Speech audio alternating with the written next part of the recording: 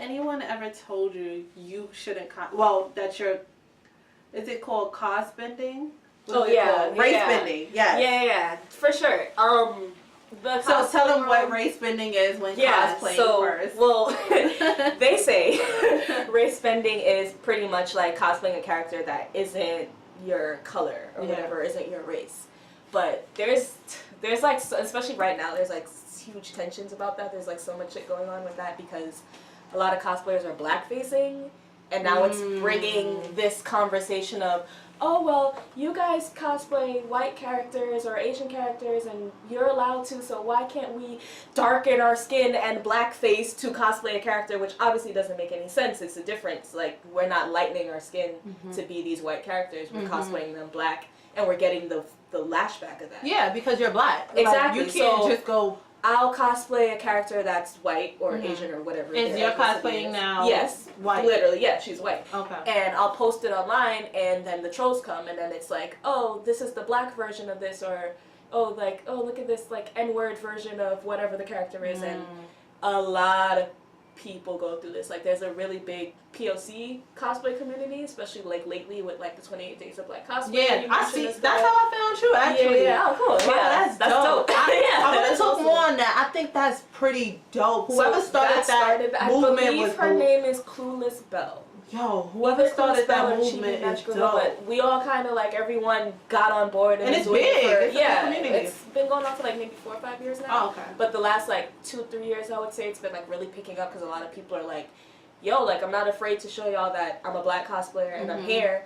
We have photographers saying we don't exist. We have photographers saying it's hard to shoot us, and that's why you don't see a lot of black. Exactly. How if you're is a it hard to photographer, shoot how you? can you? That means your talent skill is freaking low. Like, you know, like, so it's like, it's this whole, like, it's always this constant conversation about, like, race and cosplay and, like, oh, like, who are black people allowed to cosplay and things like that. It's and so like, crazy. It's horrible. You should cosplay whatever you want. Like, you get it. It's so crazy how we in black could just be submerged into different type of, like, groups of things, because it's like, you a regular black girl, yes, before then you try to escape and get into your fantasy world of cosplaying, and you still go through that. That shit is crazy. And it's hard as a black person too, because a lot of us grew up in communities where, like, things that we like, a lot of our friends would think it's weird, because it's like, I'm gonna growing up, especially now it's different, but like growing up, a lot of black kids at least weren't public about liking, like, especially, like, I mean, when it comes to gaming, it was different because, like, people was playing 2K and Halo and stuff, but, like, really, really nerdy games or, like, card games or, like, anime and stuff, like, people weren't vocal about it, so, like, you didn't feel right in your own community, and then you go into the cosplay community, and it's this weird, like, everyone's looking at you like, oh, you're the token black girl that's here to cosplay only black characters, and it's like, no, we want to cosplay anyone we want. Right. Including black characters. Right. Like, we're allowed to also do that. That's a thing. Like. Right. Have anyone, black, women, and male, hit you up like, wow, you're inspiring me to cosplay, because I felt like. For sure. And I think that was the first time I was just like, oh shit, okay, I guess I'll do this for real. Because it felt good. It was just like, wow, someone was afraid to cosplay a character, and then they saw me, and then they were like, cool. Like, I posted my, I did a One Piece cosplay, and I posted it on the One Piece Reddit, and Reddit is freaking ruthless. Like, the first time I experienced cosplay racism was on Reddit. I posted Reddit is it's like a social network, so you can post, and there's like different topics, and there are different, like, subreddits. Like, there's a Reddit for cooking, and there's a Reddit for cute so it's like a animals. Pinterest? Yeah, it's kind of like a Pinterest thing, but for everything. Oh, for anything. Politics, space, science. Oh, wow. I've never heard of that. Hours on it. Horrible. But there's a gaming Reddit, so I posted a picture of my Overwatch cosplay. I did a Diva cosplay. She's a white Korean, she's a Korean character in the video game. And, like, within not even, like, 2 seconds, it was, like, someone calling me a monkey, and, like, but that happens all the time. So sometimes we're scared to even post our content because we feel like as soon as we post it, we're just going to get attacked. Wow. So seeing people be like, oh, like, you post, like, so I said I did my One Piece cosplay, and someone messaged me, like, oh, I never thought that I would be able to, like, cosplay that character. I was always, like, scared, but seeing you made me feel good. And, like, I would see black cosplayers, cosplay characters, and I would be like, oh, shit, like, I can do this too, like, before I was serious too, so it's cool that it's like trickling down and people are still being inspired and stuff. Yeah, that is so dope. I can't, wow. When I looked up, because I was looking up questions to ask, because of course I want to be more informed. I don't want to be too ignorant. Yeah, because I don't know much. Which is good. I was like, I can't believe there's racism within this community as well. It trickles down to like systematic, like anywhere else. Really? Like money wise, when it comes to like I said, top photographers will say that black cosplay. Oh, you don't see me post a lot of black cosplayers because they don't exist. And it's like, obviously we exist. Yeah. And that started the Black Cos Player hair hashtag, which is another big like Black Cosplayer hashtag. You can look through and find a whole bunch of talented people. And like we don't get booked for conventions as guests and things like, or judges at contests at conventions, just things like that. Like it's harder for us to put our content out there to make money when all the big platforms are pretty much blocking us and only showing the thin white cosplay model who also is not Korean or Asian or Japanese, so why is no one saying that she's racist for cosplaying, whatever, you know? Just stuff like that. Because it makes no sense. Yeah, because some of these players are literally Japanese, Chinese, and white people cosplay them, so why is it not, they're, race bending that character? No one's gonna say that because they have the followers and they have the audience and they have the backing, so it's like a lot of black cosplayers are smaller compared to like, I'm talking like there are cosplayers like with millions, like literally like 4-point-something millions of followers that normal people would never even hear of, and then like in the cosplay community it's like, oh, that person, you know? So when they have you ever seen the white cosplayer play a character that's black?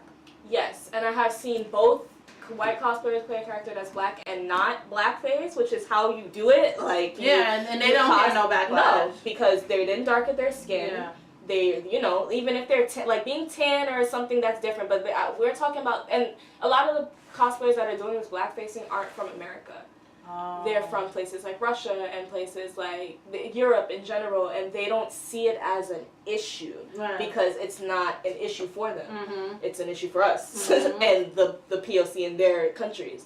So it's just like, it becomes this thing where it's like, I'm darkening my skin and it's okay because I'm doing it for cosplay and I'm doing it for the accuracy of the character because this character is black.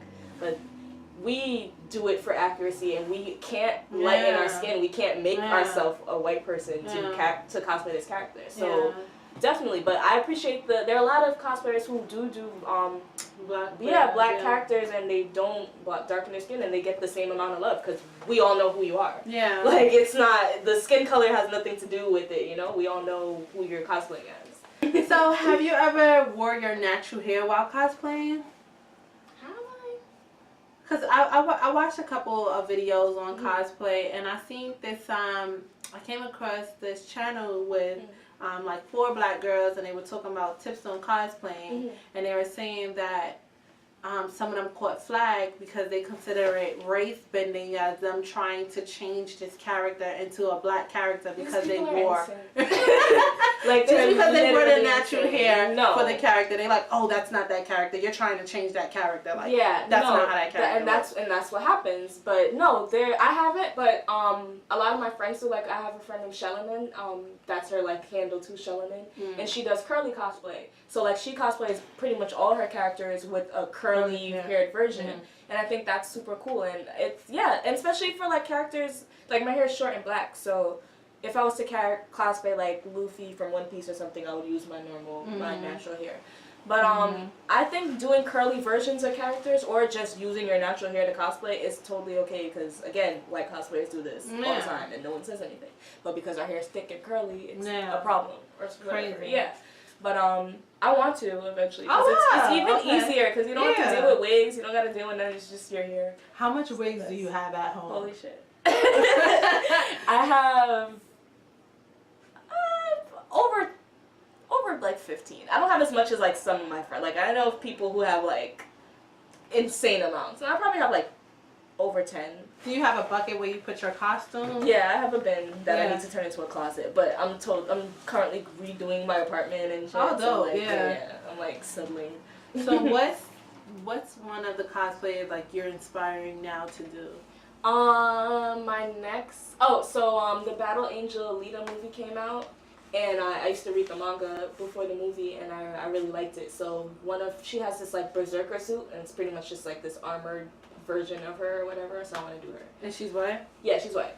But she's also a robot. So, and then that's another thing too. It's like we're cosplaying characters who aren't even real. Like, exactly. Like mystical creatures that we're cosplaying, and they're like, oh, that's not a white. It's like the person is not an American white person. It's an alien, and we're cosplaying. It seems as if some people take it like this is real. Like these characters. Yeah, like look at what happened to the Starfire girl when she came out. People backlashed her crazy because she was black and not orange, and it's like, hello. Like, what's wrong with y'all? Like, she's a character. She's an alien, and she turns orange in the show. So, like, stop crying. How do you cosplay on a budget? I would say definitely do closet cosplay. I would say there's a lot of characters that you can cosplay with just normal clothes, and you'll be surprised at how much you can do with like a little bit of foam.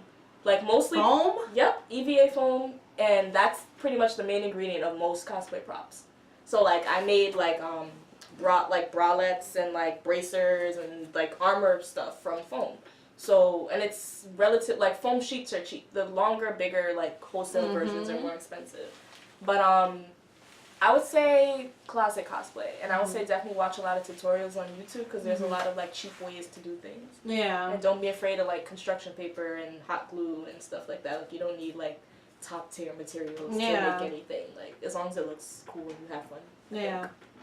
As a female, have you ever been forced to dress as sexy characters?